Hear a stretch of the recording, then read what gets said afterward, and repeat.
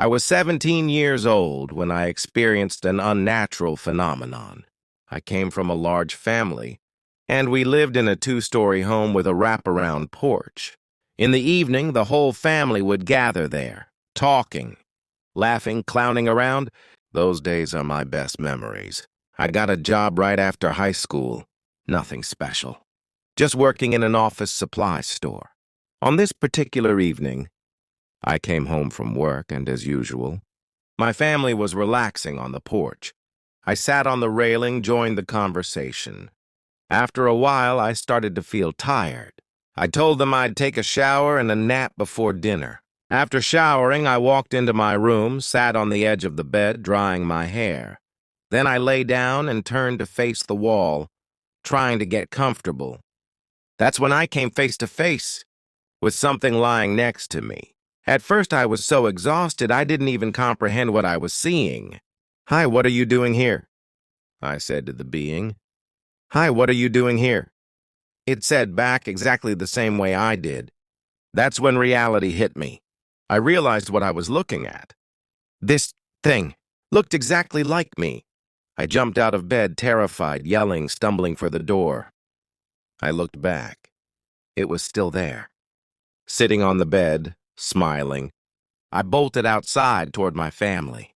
They heard me shouting and came running in. I was barely coherent, shaking. But I managed to tell them what I saw. My dad grabbed the bat from the closet. We headed to my room, me right behind him, heart pounding. The walk down the hall felt like forever. Every step, I thought. Maybe it's still in there. Maybe it's waiting. We opened the door. Nothing. The entity was gone. We checked everything. The closet, under the bed, the windows locked. We searched the whole house. Nothing. What was it? An alien? A shapeshifter?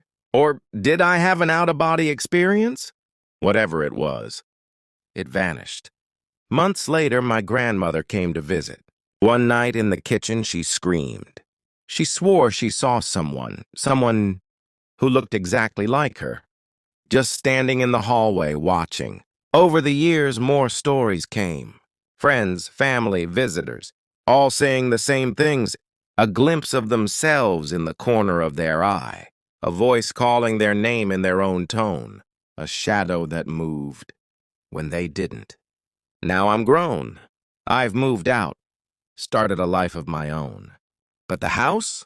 The house still remembers. My family still lives there, and the stories haven't stopped. Just last week, my little sister called me sobbing. She said she woke up and saw herself standing in the mirror.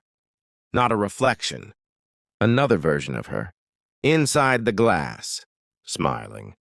What do you even say to that?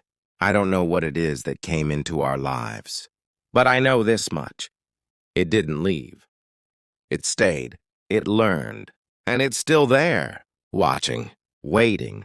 Maybe it doesn't want to mimic anymore. Maybe it wants to replace.